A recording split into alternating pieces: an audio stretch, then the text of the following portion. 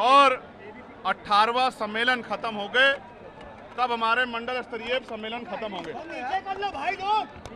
और ये सम्मेलन का उद्देश्य ये है कि आज बहुजन समाज के अस्तित्व पे खतरा बन गया है।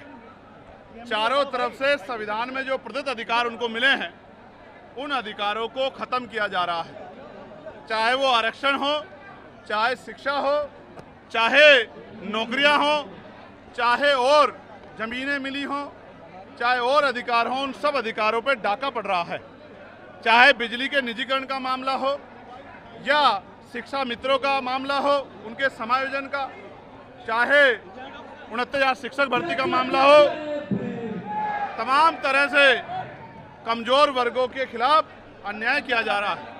मुसलमानों पे बुलडोजर चल रहे हैं, उनके घरों को जमींदोज किया जा रहा है, उन पे गोलियां चल रही है, दलित पिछड़े वर्ग के लोगों को मार मार के लटकाया जा रहा है, उनकी बच्चियों की अस्मतों पे भी हमला हो रहा है। कानून व्यवस्था खत्म हो चुकी है।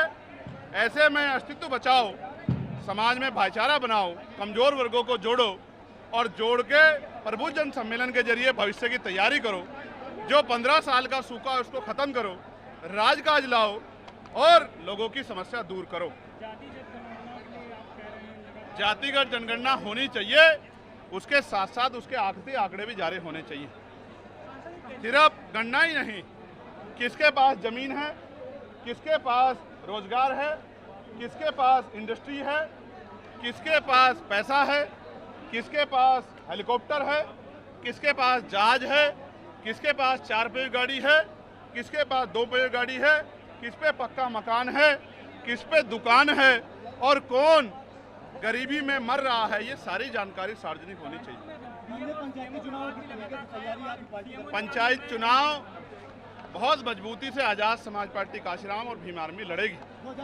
उसके लिए वो संघर्ष कर रही है, गांव-गांव प्रचार कर रही है, बूथ कमेटियां बना रही है, सेक्टर कमेटियां बना रही है, ग्राम पंचायत समितियां बना रही है, भाईचारा को 12 जातियों को जोड़ के भाईचारा कमेटी बना रही है, तमाम तरह से उनके मुद्दों के लिए संघर्ष कर रही है। अभी बिजली के निजीकरण पे भी हम लोग और शिक्षा मित्रों के संयोजन पे भी आंदोलन करेंगे। हम लगातार कोशिश कर रहे हैं कि आजाद समाज पार्टी तेजी से आगे बढ़े और उसके जरिए लोगों की समस्याओं का हल हो।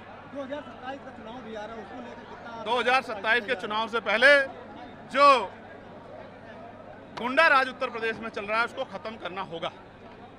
जैसे आपने देखा 50 झुग्गियां जली, कोई मुआवजा नहीं मिला, सीएमओ को हटा दिया गया, उसको जाति सूचक गालियां दी गई, उसको सिस्टम में आने का न्योता दिया गया, ना करने पे उसको हटा दिया गया। इसका मतलब आप समझिए कि जो दलित पिछड़े वर्ग का व्यक्ति, मुस्लिम समाज का व्यक्ति इनके सिस्टम में नहीं आएगा, उसको अपमानित भी करेंगे, उसको हटा भी देंगे। ये आपके सामने हो रहा है, ये छिपा हुआ नहीं है। और जिस तरह से कौशाम्बी में सरकार ने गलत तरह से षड्यंत्र करके जिनकी बेटी के साथ अन्याय हुआ, उन्हीं को आरोपी बना के उनके लिए लड़ने वालों को जेल में डाल दिया, ये भी पाल समाज के साथ जो अन्याय हो, ये भी किसी छिपा हुआ नहीं। इसलिए मैंने उस घटना की सीबीआई जांच की मांग की है। बहुत जल्द मैं उस परिवार से मिलने के लिए भी जाऊंगा। सर, आप एक आरोप लगा है छेड़खानी का, क्या कहते हैं? मैंने इस पर कहा है कि मैं कोर्ट में ही अपना जवाब दूंगा।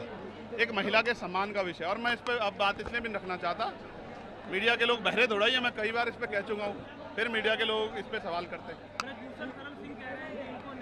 नहीं, मैं हैसियत के बराबर के लोगों का जवाब देता।